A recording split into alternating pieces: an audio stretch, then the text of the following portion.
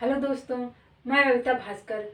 आज इस वीडियो में हम जीवों की दुनिया का उस चैप्टर का दूसरा पार्ट पढ़ेंगे। तो चलिए शुरू करते हैं आज की वीडियो।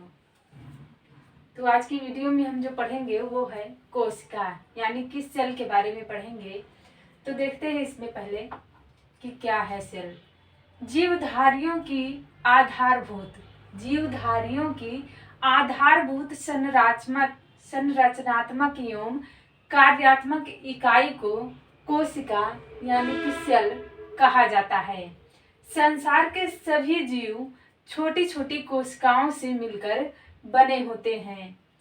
अब देखते हैं कोशिका के अध्ययन को क्या कहते हैं दोस्तों। तो कोशिका के अध्ययन को साइटोलॉजी कहा जाता है। देखते हैं सर्वप्रथम कोशिका की खोज किसने की थी। तो सर्वप्रथम कोशिका की खोज हुई थी हमारी 1665 ईस्वी में। और किसने किया था। तो किया था वो थे हमारे वैज्ञानिक रॉबर्ट हुक जी ने किया था। इन्होंने पहली बार सर्वप्रथम मृत कोशिका की खोज की थी। अब देखते हैं इन्हें मृत कोशिका की खोज जो की थी कैसे की थी। ये अपने लैब में जो है एक बोतल था और उसमें जो है केमिकल भरा हुआ था। एक बोतल था, केमिकल भरा हुआ था। ऊपर से जो है एक लकड़ी का टुकड़ा उस बोतल के अंदर लगा दिए थे, यानी कि बोतल का जो पार्ट होता है जहाँ पर ढक्कन लगता है वहाँ पर लकड़ी का टुकड़ा ऐसे उसमें रख दिए थे या बंद कर दिए थे। उसी ढक्कन के स्थान पे लकड़ी से बंद कर दिए थे बोतल के छिद्र को। उसे क्या कहते हैं, लकड़ी को टिठिया या लकड़ी का टुकड़ा या कार्ग या फिर डाट कहते हैं इसको। अब देखते हैं ये हमारा बोतल है, ये हमारा भरा हुआ बोतल में केमिकल है। तो जब इन्होंने इस कार्क या फिर इस लकड़ी को बोतल से निकाला, यहाँ पर निकाले इस लकड़ी को, और उन्होंने जो है 3 टुकड़ों में पतले पतले जो है लकड़ी के टुकड़ों को काट दिया, यानी कि उस लकड़ी के टुकड़े कर दिए। तो ये हमारी लकड़ी है और ये लकड़ी के जो है टुकड़े हैं। तो उस लकड़ी को जो है इन्होंने माइक्रोस्कोप से जब देखा तो उन्हें दिखाई दिया कि मधुमक्खी के छत्ते के समान एक संरचना उन्हें दिखाई दी। कुछ इस तरीके से थी वो संरचना जो दिखाई दी थी दोस्तों, वो इस तरीके की संरचना उन्हें दिखाई दी, जिसे उन्होंने कोशा या सेल नाम दिया। और आगे देखते हैं इनकी पुस्तक जो है वो है माइक्रोग्राफिया। इनकी पुस्तक जो है वो है माइक्रोग्राफिया में ये प्रकाशित किया गया है। माइक्रोग्राफिया में प्रकाशित किया गया है। अब देखते हैं आगे सर्वप्रथम जीवित कोशिका की खोज किसने की थी। तो सर्वप्रथम जीवित कोशिका की खोज हुई थी 1774 ईस्वी में। और किसके द्वारा किया गया था। तो एंटोनी ऑन लीवेनहॉक के द्वारा किया गया था। इन्होंने तालाब के पानी में जीवित कोशिकाओं की खोज की थी। अब देखते हैं कोशिका सिद्धांत। कोशिका सिद्धांत किसने दिया था। तो सर्वप्रथम 1839 ईस्वी में स्वीडन तथा स्वान नामक वैज्ञानिकों ने ये सिद्धांत प्रस्तुत किया था। अब देखते हैं आगे एम.जे. स्लीडन। इनका पूरा नाम एम.जे. स्लीडन तथा थियोडोर स्वान के द्वारा कुछ महत्वपूर्ण तथ्य थे जो देखते हैं। प्रत्येक जीव की उत्पत्ति एक कोशिका से होती है। प्रत्येक जीव की उत्पत्ति एक कोशिका से होती है। प्रत्येक जीव का शरीर एक या बहुकोशिकीय बहुत सी कोशिकाओं का बना होता है। और आगे देखते हैं प्रत्येक कोशिका एक स्वाधीन इकाई है, तथापि सभी कोशिकाएं मिलकर कार्य करती हैं, तब उसके फलस्वरूप एक जीव का निर्माण होता है या एक जीव बनता है। आगे देखते हैं कोशिका की उत्पत्ति की प्रक्रिया में केंद्रक यानी कि न्यूक्लियस मुख्य कार्यकर्ता या सृष्टिकर्ता के रूप में भाग लेता है। अब देखते हैं आगे कोशिका से संबंधित कुछ महत्वपूर्ण तथ्य देखते हैं। तो इसमें देखते हैं पुरकिंजे वैज्ञानिक के द्वारा देखते हैं। तो पुरकिंजे के द्वारा सन 1839 ईस्वी में जीव द्रव्य का नामकरण किया गया था। और दूसरे हैं जो हक्सले के अनुसार जीव द्रव्य यानी कि प्रोटोप्लाज्म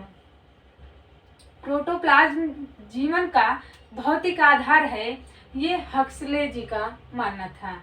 आगे देखते हैं अब जीव द्रव्य। तीसरा है जीव द्रव्य। जीव द्रव्य को दो भागों में बांटा गया है। पहला तो है हमारा कोशिका द्रव्य और दूसरा है हमारा केंद्रक द्रव्य। कोशिका द्रव्य को साइटोप्लाज्म कहते हैं, केंद्रक द्रव्य को न्यूक्लियोप्लाज्म कहते हैं। अब देखते हैं इसमें कोशिका द्रव्य में पहले देखते हैं। तो यह कोशिका में केंद्रक एवं कोशिका झिल्ली के बीच में रहता है। ये हमारी कोशिका है दोस्तों। इसमें कहा गया कोशिका में एक केंद्रक एवं कोशिका झिल्ली के बीच में रहता है। तो यहाँ से ये जो पार्ट है हमारा पूरे फिगर का जो बीच का पार्ट है, इसे हम कोशिका द्रव्य कहते हैं दोस्तों। ये कोशिका झिल्ली और केंद्रक के बीच में रहता है कोशिका द्रव्य। और यहाँ पर देखते हैं केंद्रक द्रव्य। यह कोशिका में केंद्रक के अंदर रहता है। ये हमारा जो केंद्रक द्रव्य है ये बीच में है, और केंद्रक जो है हमारा ये किनारे का पार्ट है, जो ये हमारा केंद्रक है, और जो बीच का पार्ट है भरा हुआ रहता है दोस्तों, इसे केंद्रक द्रव्य कहते हैं। और ये जो किनारे की लाइन है हमारी, ये है हमारी कोशिका झिल्ली।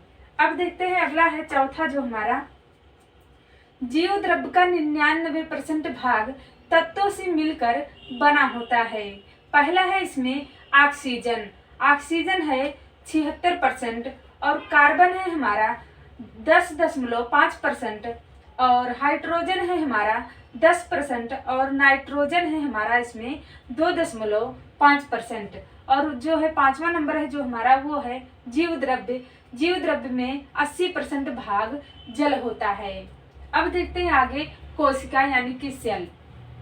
इसके अंतर्गत देखते हैं तो सबसे छोटी कोशिका जो होती है हमारी वो होती है माइकोप्लाज्मा होती है सबसे छोटी कोशिका। अब देखते हैं सबसे बड़ी कोशिका जो होती है हमारी वो शुतुरमुर्ग के अंडे को जो है सबसे बड़ी कोशिका कहते हैं, यानी कि शुतुरमुर्ग का अंडा। अब देखते हैं पुरुष शरीर की सबसे छोटी कोशिका वो है शुक्राणु यानी कि स्पर्म।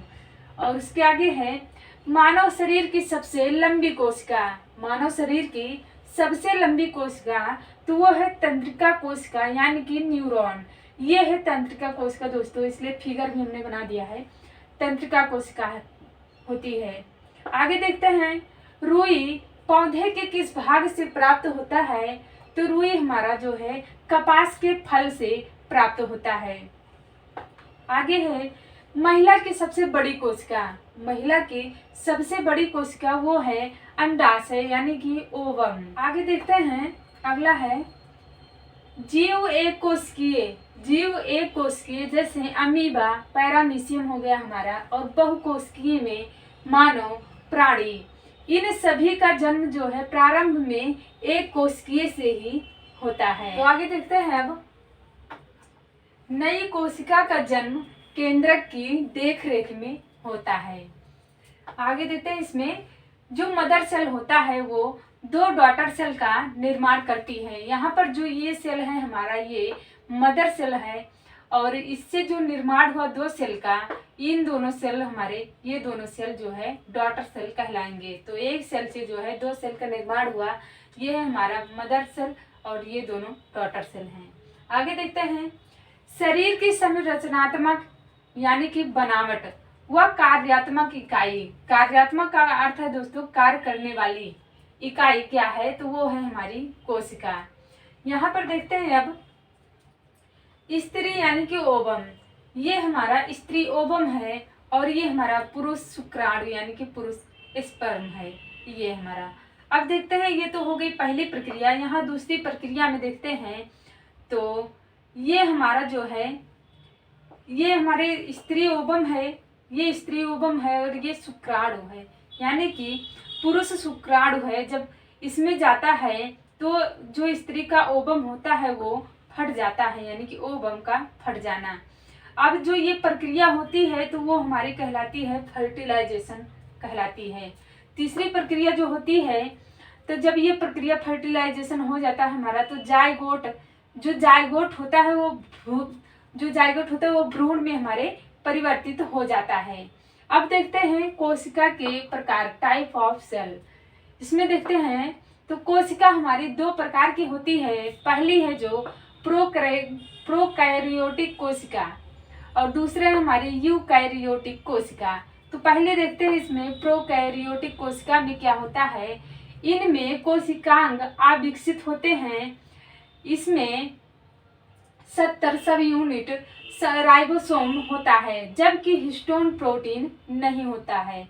जैसे देखते हैं इसमें जीवाणु तथा नील हरे शैवाल आते हैं। इसके अंतर्गत जीवाणु तथा नील हरे शैवाल आते हैं।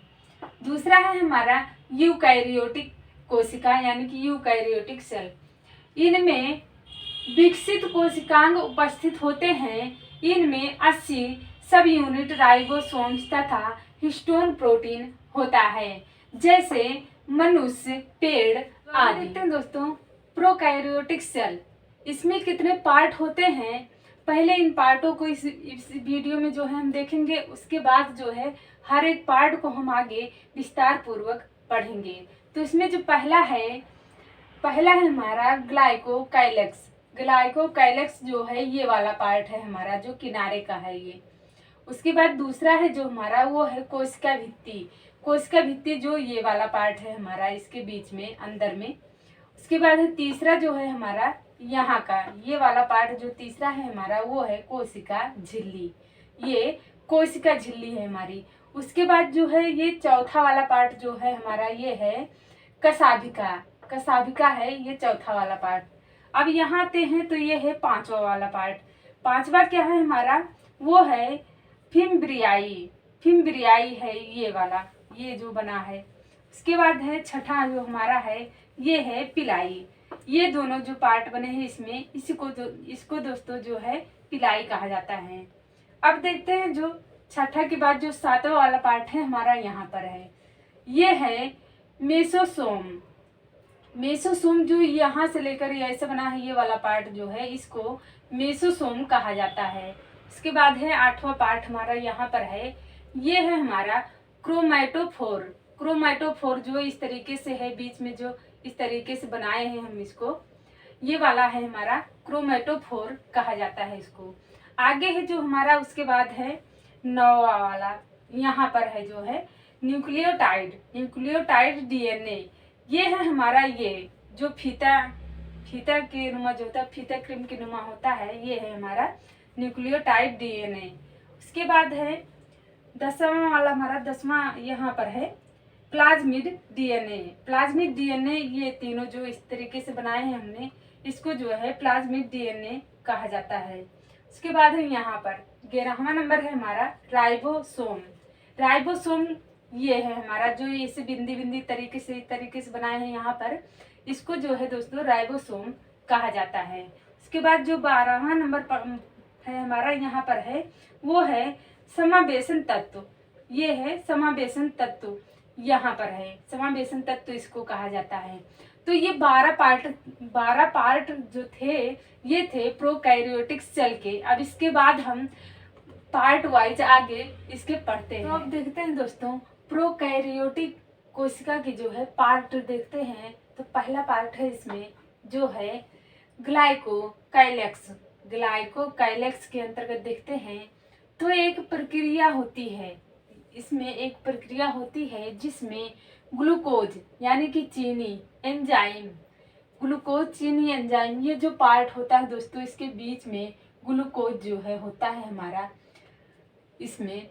तो प्रक्रियाओं, चीनी एंजाइम प्रतिक्रियाओं में कोशिकाओं द्वारा आंशिक रूप से टूट जाता है। ये कोशिकाओं द्वारा जो है दोस्तों आंशिक रूप से टूट जाता है, जिन्हें ऑक्सीजन की जो है आवश्यकता नहीं होती है।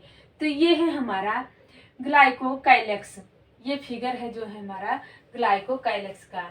दूसरा है हमारा कोशिका भित्ति। कोशिका भित्ति क्या है, इसका फिगर हमने यहाँ पर बनाया है, सेल वॉल का है।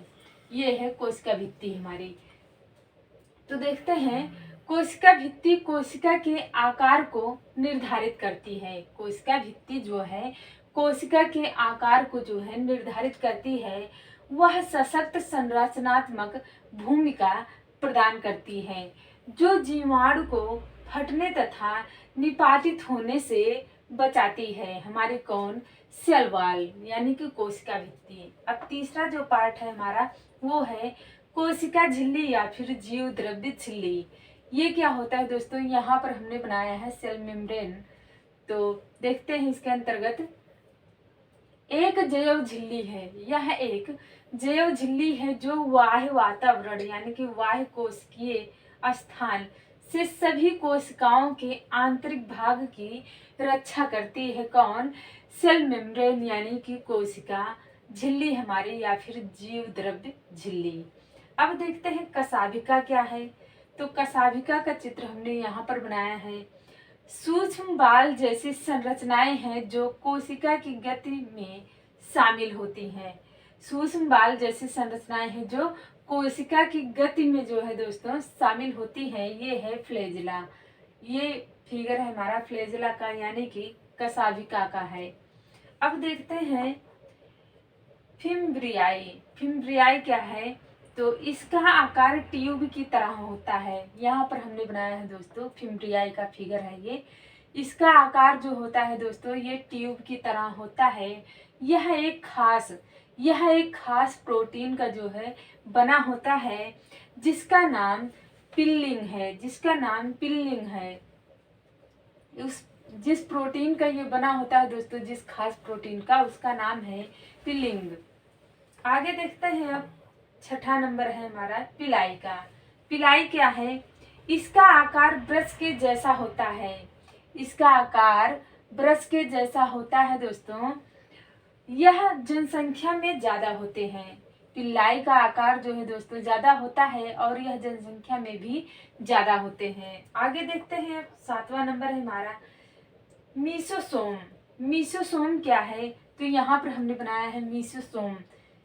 ये जो आकृति होती है दोस्तों ये आकृति जो है इसी को दोस्तों मीसोसोम हमारा है, इसी को मीसोसोम कहा जाता है। देखते हैं इसमें क्या है। तो मीसोसोम प्रोकैरियोटिक कोशिका में विशिष्ट झिल्ली नामक एक संरचना मिलती है। विशिष्ट झिल्ली नामक एक संरचना मिलती है। प्लाज्मा झिल्ली में वलनों से बनती है। प्लाज्मा झिल्ली में जो है दोस्तों वो वलनों से बनती है। इसे मीसोसोम कहते हैं। इस पार्ट को।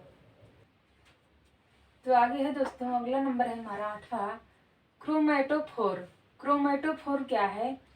तो यहाँ पर जो हमने फिगर ये बनाया है फीता क्रीमनुमा है दोस्तों। यहाँ पर जो बिंदी रखा गया है यानी कि तो बुंदा को जो है दोस्तों क्रोमैटोफोर कहते हैं। ये जो रखे हैं हमने यहाँ पर, इसको देखते हैं क्या होता है क्रोमैटोफोर। इसका प्राथमिक कार्य छलावरण है।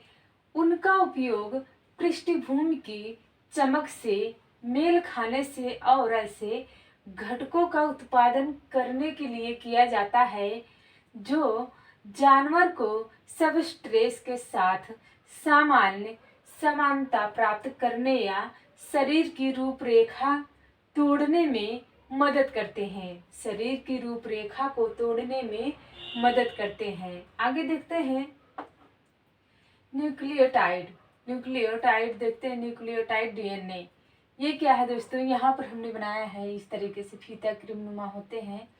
तो ये न्यूक्लियोटाइड डीएनए है हमारे, ये फिगर है इसका। तो यह एक प्रोकैरियोटिक कोशिका के भीतर का एक क्षेत्र है जिसमें अधिकांश या सभी आनुवांशिक सामग्री होती है। इस पदार्थ को प्रोकैरियोटिक गुणसूत्र कहा जाता है। डीएनए न्यूक्लियस और न्यूक्लियोटाइड दोनों में पाया जाता है और इसलिए नाभिक और न्यूक्लियोटाइड के कार्य लगभग समान होते हैं। आगे देखते हैं अगला है प्लाज्मिड। प्लाज्मिड का फिगर हमने यहाँ पर बनाया है। ये है प्लाज्मिड डीएनए। देखते हैं वह डीएनए संचारित करते हैं जिसमें एंटीबायोटिक प्रतिरोध के लिए जीन होते हैं। प्लाज्मिड का कार्य जो होता है दोस्तों, वह डीएनए संचारित करते हैं जिसमें एंटीबायोटिक प्रतिरोध के लिए जीन होते हैं। आगे देखते हैं राइबोसोम। राइबोसोम का कार्य क्या होता है देखते हैं। तो यहाँ पर बनाया है हमने, ये राइबोसोम का फिगर है। देखते हैं राइबोसोम का मुख्य कार्य कोशिका के अंदर महत्वपूर्ण प्रोटीन का संश्लेषण करना है। राइबोसोम का जो दोस्तों मुख्य कार्य है वो कोशिका के अंदर महत्वपूर्ण प्रोटीन का संश्लेषण करना है, राइबोसोम का कार्य है। अगला है हमारा समावेशन तत्व। समावेशन तत्व यहाँ पर बनाए हैं हमने, यहाँ पर है, ये समावेशन तत्व है। तो देखते हैं समावेशन तत्व क्या है। किसी समूह, सूची आदि के हिस्से के रूप में, किसी समूह या फिर सूची आदि के हिस्से के रूप में किसी व्यक्ति या चीज को शामिल करने का कार्य या किसी व्यक्ति या चीजों को शामिल करना समावेशन तत्व कहलाता है। तो दोस्तों आज की वीडियो हमारी यहीं पर समाप्त हुई। आप लोगों का बहुत बहुत धन्यवाद।